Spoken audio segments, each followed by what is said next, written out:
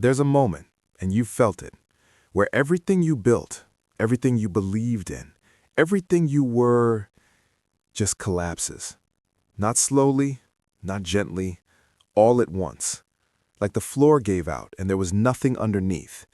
And in that moment, lying there in the wreckage of your own life, you ask the one question that cuts deeper than any wound. Why is this happening to me? Stay with me, because what I'm about to tell you is going to change how you see every single hard thing that ever happened to you.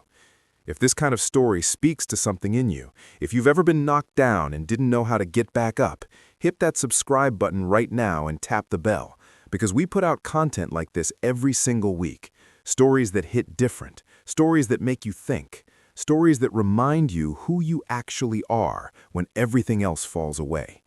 This channel exists for the people who are in the middle of the storm and need to be reminded that storms have always ended. So subscribe, hit the bell, and let's get into this. Let me tell you about a man named Thomas. And no, this isn't some ancient parable. This isn't a dusty story from a self-help book you've already abandoned on your nightstand. This is raw, this is real, and by the time I finish, you're going to see your own life in a completely different way. Thomas was 34 years old, living in Columbus, Ohio, working a corporate job that paid well, married to a woman he loved, father to a 3-year-old girl named Lily, who called him Dada and ran to the door every evening when she heard his car pull up. From the outside, his life looked like exactly what it was supposed to look like. And that's the part that made what happened next so devastating. In the span of 18 months, Thomas lost everything. And I mean that almost literally. The company he worked for downsized and eliminated his entire department. Not a warning, not a severance package that gave him breathing room, just a Thursday afternoon HR meeting and a cardboard box. 2 months later, his marriage crumbled under the weight of financial pressure, old wounds, and the slow erosion that happens when two people stop talking and start surviving. And then, because the universe apparently hadn't finished, his apartment lease ended and he couldn't make the new deposit. He was sleeping on his brother's couch with 2 suitcases, seeing his daughter on weekends, and staring at the ceiling at 2 in the morning, wondering what he had done wrong, wondering what was so fundamentally broken about him that the entire architecture of his life had just dissolved. Here's where most stories would tell you he hit rock bottom and then had a revelation. Some cinematic epiphany where the music swells and he finds purpose, but that's not what happened. What happened first was darker, because Thomas didn't just feel sad, Thomas felt erased, like the version of himself that existed before all of this had been the real one, and whoever was sleeping on that couch was just some hollow copy. He stopped calling people back, he stopped going to the gym, he'd sit in his car outside the grocery store for 20 minutes before going in, because even that felt overwhelming. And the thought that tortured him most, the one that played on repeat in his head like a song you hate but can't stop hearing, was this: what if this is just who I am now? That question, that specific question, is one of the most dangerous things a broken person can ask themselves. And I want you to hold on to that idea, because we're coming back to it. But first, I need to tell you about something that happened to Thomas about 4 months into sleeping on his brother's couch. Something small. Embarrassingly small, actually. Something he almost didn't mention when he eventually told this story publicly. Because it wasn't a dramatic moment. There were no cameras, no audience. It was a Tuesday. He was eating cereal at 7 in the morning, and his brother's dog, this ridiculous, overweight beagle named Chuck, climbed up on the couch and just laid his head on Thomas's leg. That's it. That's the whole moment. A dog put his head on a sad man's leg. And Thomas cried for 45 minutes. Not because he was weak, not because he was broken beyond repair. He cried because somewhere underneath all that rubble, something in him was still alive enough to feel warmth. And that realization that something in him could still receive goodness cracked something open. It wasn't an answer, it wasn't a solution, it wasn't even hope exactly. It was more like a signal. A tiny, barely audible signal that said, "You're still in there." And Thomas, for the first time in months, listened to it. He started small, embarrassingly small again, because real recovery almost always looks embarrassing from the inside. He made his bed every morning, not because some podcast told him to, not because he read a Navy SEAL book. He did it because it was the one thing in his environment that he could control, and control felt like oxygen when everything else felt like drowning. Then he started walking, 30 minutes, no destination, no podcast, no music, just him and the streets of Columbus and his own thoughts, which were still pretty dark, but were at least moving instead of just sitting there rotting. And then something unexpected started to happen on those walks. He started noticing things. And I don't mean that in some Instagram spiritual way. I mean his brain, which had been completely consumed with grief and fear and shame, started to have enough space to actually observe the world around him. A conversation between an old man and a kid on a park bench, the way a particular street smelled after rain, a mural on the side of a building that made him stop and stare for 3 full minutes. And here's what was happening underneath all of that, though Thomas wouldn't understand it until much later. His nervous system was slowly, painfully, incrementally resetting. The constant flood of cortisol and adrenaline that had been running him for months was just barely starting to recede. And as it did, something that had been buried under the noise began to surface. Not answers, not plans, something older than that. Curiosity. He got curious about what he actually wanted, about who he actually was outside of the titles and the salary and the roles he'd been playing. Husband, employee, provider. He'd built his entire identity around functioning in those roles, and when the roles disappeared, he assumed the self disappeared with them. But on those walks, in those quiet spaces, he started to realize something unsettling and also weirdly thrilling. He had no idea who Thomas actually was. And instead of that being terrifying, which it had been for months, it started to feel like a door. Now here's the part of the story where I have to slow down, because this is where it gets complicated.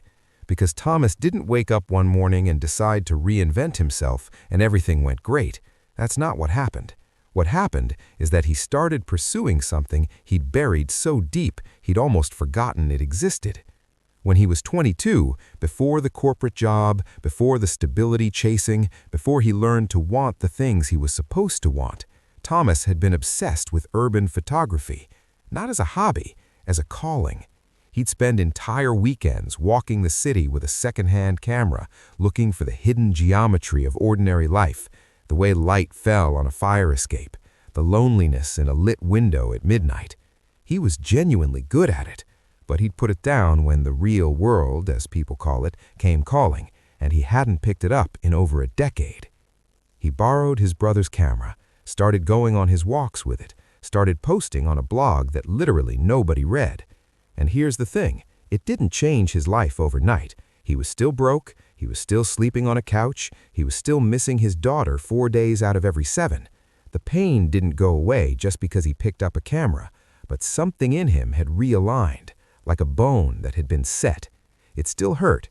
It would hurt for a while, but it was pointing in the right direction now. 12 months later, and this is where I need you to really pay attention, Thomas got a call from a small gallery in Cincinnati that had found his blog. They wanted to show 15 of his photographs. It wasn't a big deal by any objective measure. It wasn't a movie moment, but it was a door, and Thomas walked through it. And then another door appeared, and another. Within 2 years, he had quit his corporate reinstated job. Yes, he got a new one, he had a daughter to feed, and gone fully independent as a photographer. He started doing workshops, teaching other people to see the world the way he saw it. He rebuilt his financial stability, slowly, imperfectly, with setbacks that would have broken the old him. But the new him, the one forged in 18 months of absolute wreckage, didn't break the same way anymore. And then one afternoon, he was sitting with Lily, who was now 6, who called him Daddy now instead of Dada, and she picked up his camera and took a completely random, slightly blurry photo of his shoe, and she laughed, and he laughed, and it hit him like a physical force. Every single terrible thing that had happened to him had been necessary to bring him to this exact moment. The job loss, the divorce, the couch, Even Chuck the Beagle putting his ridiculous head on his leg. All of it. Every single piece had been load-bearing, and if even one of those painful things hadn't happened, he would never have found the courage to stop living someone else's life and start building his own. Here's what I want you to understand, and I want you to really sit with this, not just nod at it. Pain doesn't come with a label. It doesn't arrive with a note attached that says, "This will make sense later." It shows up brutal and sudden, and it just is. And in the middle of it, asking for meaning feels almost offensive, like the universe is playing a cruel joke on you by making you suffer and then asking you to find the lesson. I get that. Thomas got that. But here's the truth that the other side of pain reveals, and it almost always reveals it. The worst chapter of your life is almost never the end of your story.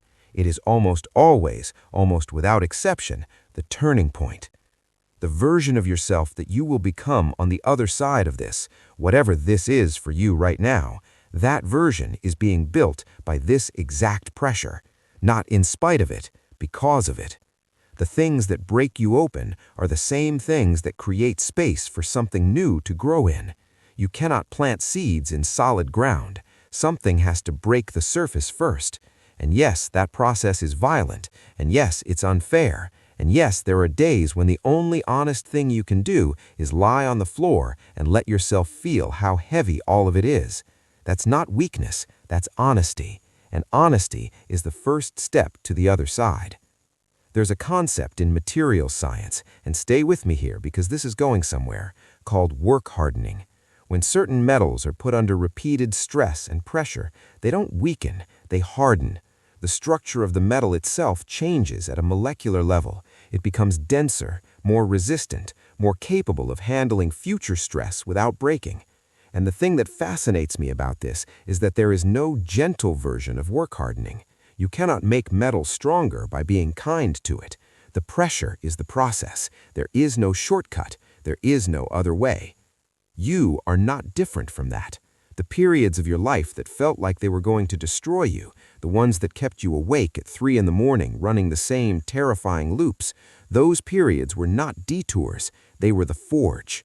They were doing something to the interior of you that nothing comfortable ever could have done. And the proof is this.